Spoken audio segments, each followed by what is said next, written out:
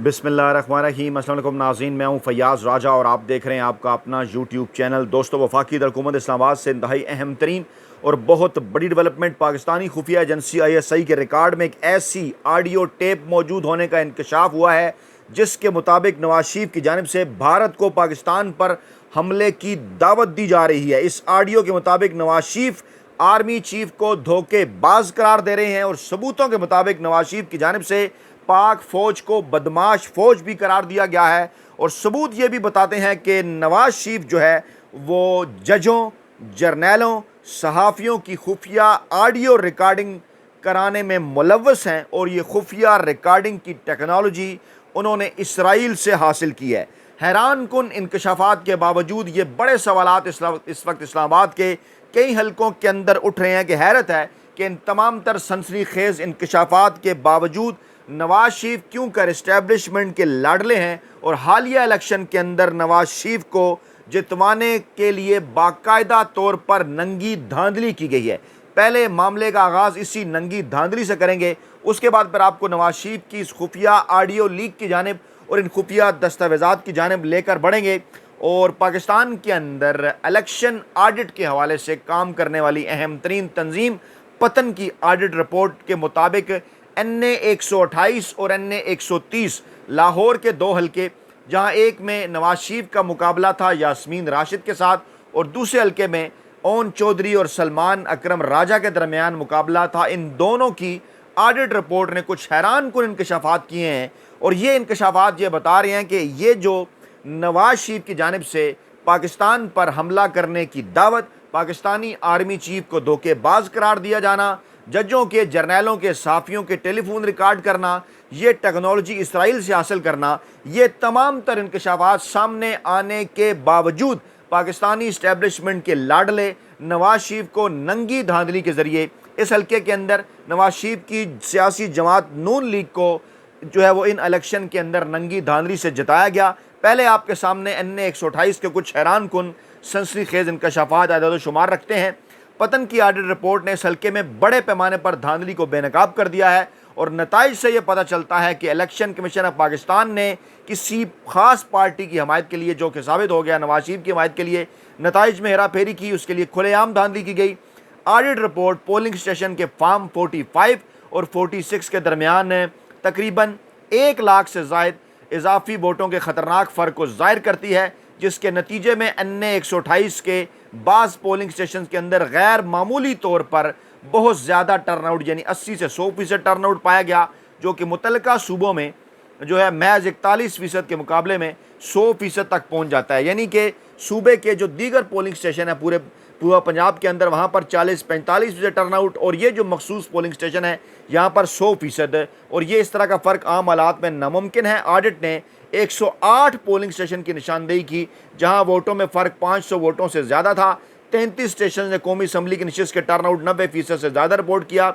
और इसके साथ साथ इलेक्शन एक्ट 2017 के सेक्शन 20 की भी ये सरीहन खिलाफ वर्जी है। और हो क्या रहा है, यानी कि कौमी असम्बली के वोट जो हैं वो ज़्यादा डल गए हैं, सूबाई असम्बली के अंदर वोट जो हैं वो कम डाले गए हैं हैरान कुन तौर पर, जिससे ये बात साफ ज़ाहिर होती है कि ओन चौधरी को इस हल्के के अंदर जिताने के लिए कौमी असम्बली के वोट बाद में जाली तौर पर सिर्फ फार्म 47 के अंदर ज़्यादा दिखा दिए गए। जी हाँ, सूबाई असम्बली के अंदर नहीं दिखाए गए और ये फ़र्क वाज़े हो गया, सामने आ गया। कौमी असम्बली के अंदर ये वोट जो है वो ज़्यादा दिखा दिए गए, जिसके ये इस वक्त सनसनीखेज़ इंकशाफात सामने आ रहे हैं। इसी तरह से अगर नवाज शरीफ के NA 130 हल्का जो है उसका जायज़ा लिया जाए तो वहाँ भी कुछ इसी किस्म की रिपोर्ट्स हैं।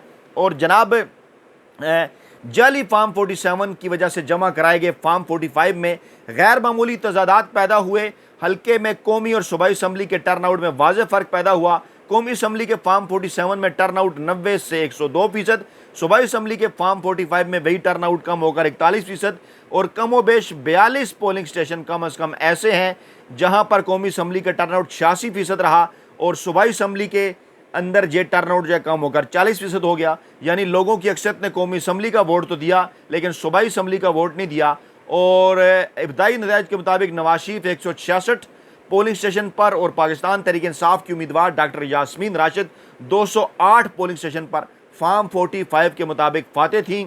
और फिर फार्म 47 पर नवाज शरीफ के वोट बढ़ा दिए गए यास्मीन राशिद के वोट कम कर दिए गए और जो सरबराह हैं पतन के सरवर बारी साहब, उन्होंने कहा कि जनाब कौमी और सूबाई असम्बली का टर्नआउट एक जैसा हुआ करता है, आमतौर पर ऐसा ही होता है, लेकिन NA 130 में दोनों उम्मीदवारों के वोटों में 78,000 से ज़ायद वोटों का फ़र्क है। यानी कौमी असम्बली के अंदर 78,000 वोट ज़्यादा डल गए हैं और 69 पोलिंग स्टेशन में टर्नआउट 80 से 102% है, जो किसी तौर पर भी मुमकिन नहीं। खुली धांधली की गई और ऐसा लगता है कि ये जनाब अली नवाज शरीफ को बाकायदा तौर पर यहाँ पर खुली और नंगी धांधली के ज़रिए जो है वो जितवाया गया। नवाज शरीफ को इखलाकी तौर पर अपनी हार मान लेनी चाहिए, लेकिन नवाज शरीफ और इखलाकियात इन दोनों का दूर दूर तक वास्ता नहीं।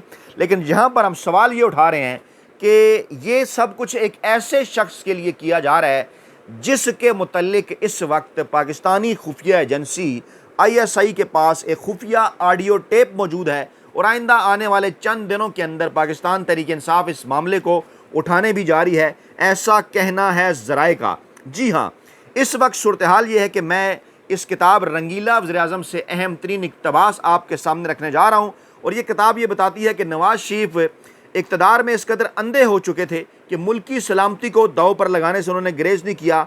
और 12 अक्टूबर 1999 का जिक्र करते हुए ये किताब हमें बताती है कि पाक फ़ौज के टेक ओवर करने से कबल माज़ूल वज़ीर-ए-आज़म नवाज शरीफ ने भारतीय वज़ीर-ए-आज़म अटल बिहारी वाजपेयी से हार्ट लाइन पर गुफ्तगू की थी, जिसमें नवाज शरीफ ने वाजपेयी को पाकिस्तान पर फौरी हमला करने की दावत दी थी और वाजपेयी ने अपनी फ़ौज के सरबराह को पाकिस्तान पर हमला करने के लिए हदायत भी दे दी थी।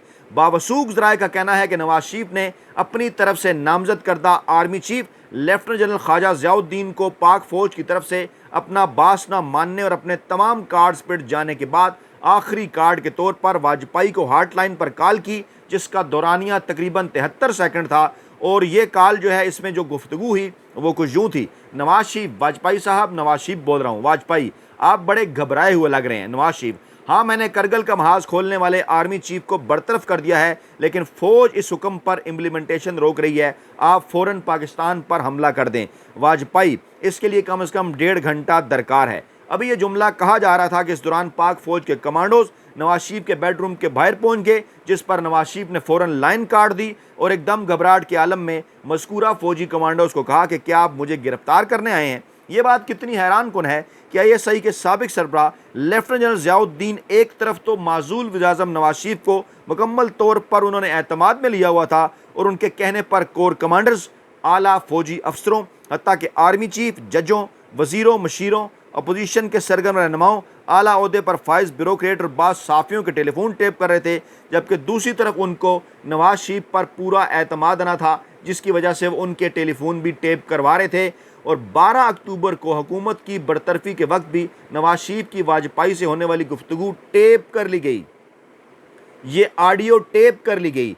लेकिन हैरान कुन बात यह है कि ये टेप गुज़श्ता इंतहाई पुरस्कार तरीके से गायब हो गई, जिस पर इस गुफ्तगू को टेप करने वाले ISI के साबिक सरबराह लेफ्टिनेंट जनरल ज़ियाउद्दीन के एक चहीते ऑफिसर बेहद परेशान हैं, क्योंकि ये एक ऐसी टेप है जो नवाज शरीफ के लिए मौत का परवाना बन सकती है और उसके मंजर आम पर आने के बाद नवाज शरीफ के लिए बचाव का कोई रास्ता नहीं रहेगा। हमें उम्मीद है कि हसास इदारे मज़कूरा टेप का सुराग लगाने में जल्द कामयाब हो जाएंगे। ये बात ये किताब कह रही है, हम अपनी तरफ से नहीं कह रहे।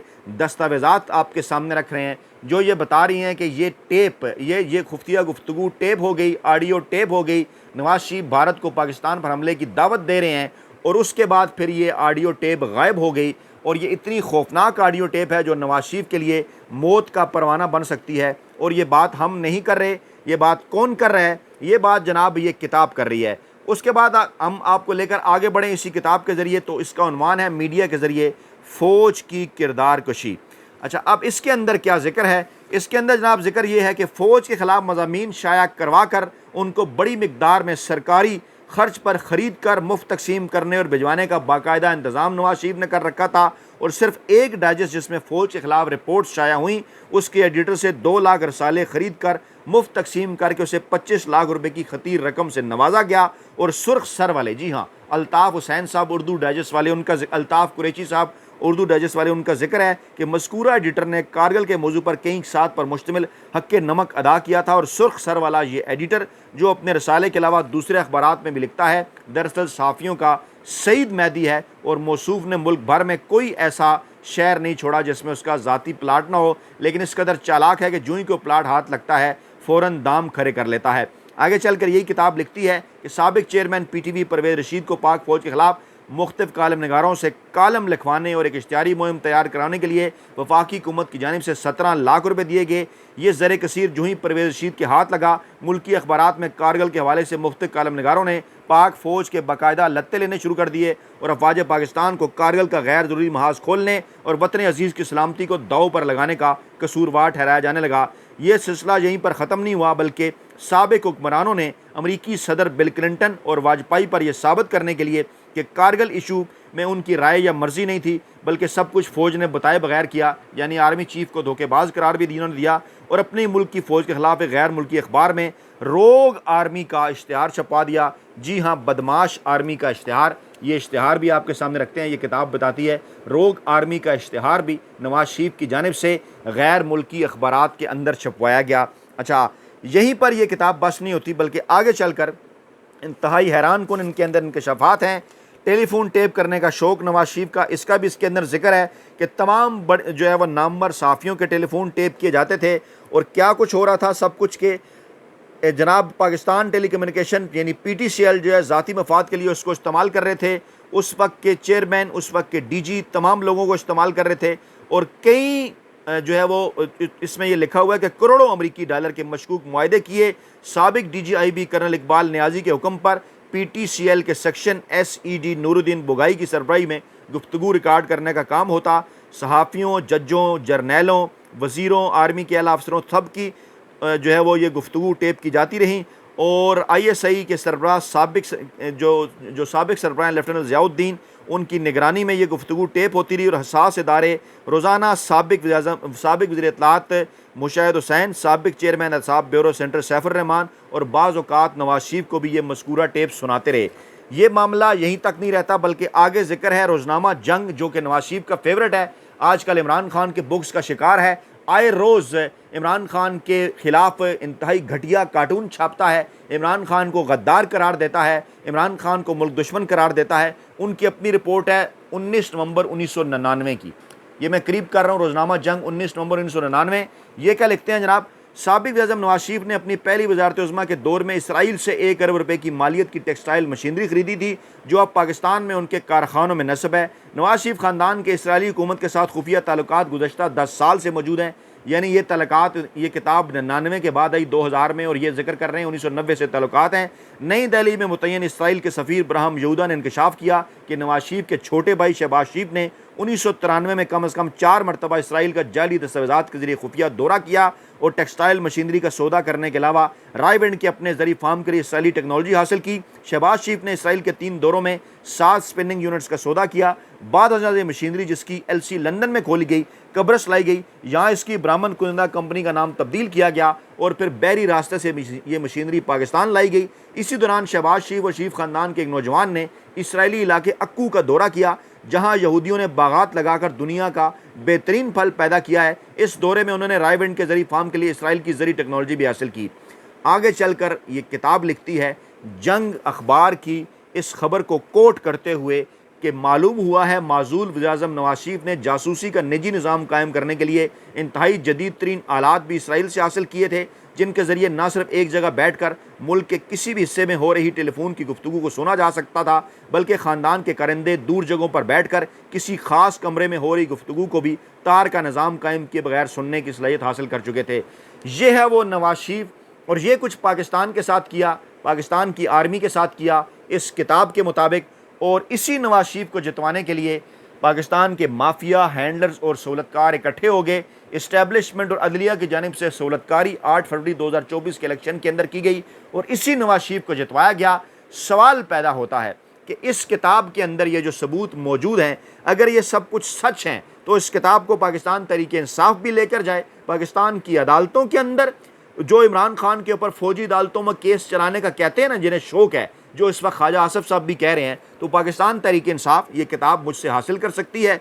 ये किताब शायद बाद में नवाज शरीफ साहब ने गायब करवा दी हो, लेकिन इसकी कापी हमारे पास मौजूद है और ये सबूतों के तौर पर पेश की जा सकती है। और अगर उनका ये कहना है कि इस किताब के अंदर इमरान खान जो है वो नवाज शरीफ के खिलाफ प्रोपेगेंडा किया गया है, तो ये फिर प्रोपेगेंडा किसने कराया था? और आज जो इमरान खान के खिलाफ प्रोपेगेंडा कर रहे हैं, क्या फिर ये कहा जाना चाहिए कि जंग ग्रुप ये काम माजी के अंदर भी करता रहा है और आज भी कर रहा है? या फिर अगर इस किताब के अंदर चीज़ें दुरुस्त हैं तो फिर क्यों नहीं इन्हें पेश किया जाता? इमरान खान को तो 9 मई के मामले के ऊपर उसके ऊपर इल्ज़ामात लगा दिए जाते हैं, तो ये सबूत ज़रा पेश किए जाएं पाकिस्तानी अदालतों के अंदर। और आप में से हर एक जो ये वीडियो देखे, जो ये सबूत देखे, इनको आगे पहुँचाए। कुछ दोस्त से कहते हैं जनाब ये तो माजी की बातें हैं, राजा साहब आप क्या कर रहे हैं? तो ये तमाम तर चीज़ें पाकिस्तान की नौजवान नस्ल के सामने आनी चाहिए। बार बार मैं तो कहता हूँ महीने में कम से कम एक बार ये बात पाकिस्तानी अवाम को बार बार याद करानी चाहिए। जब भी ये बात करें इमरान खान के खिलाफ फौजी अदालतों में केसेस के, तो ये इस किताब के सबूत इनके मुंह के ऊपर मारने चाहिए। और आप कमेंट करके, आप में से वीडियो सुनने वाला हर बंदा कमेंट करके इसके ऊपर अपनी राय दे और ज़रा इस सवाल का जवाब तो दे कि इन तमाम तर चीज़ों के बावजूद नवाज शरीफ पाकिस्तानी इस्टेब्लिशमेंट और अदलिया के इतना फेवरेट क्यों है। अपना बहुत ख्याल रखिएगा, दुआओं में याद रखिएगा। नई वीडियो के साथ जल्द हाजिर होंगे। अल्लाह ने के बाद।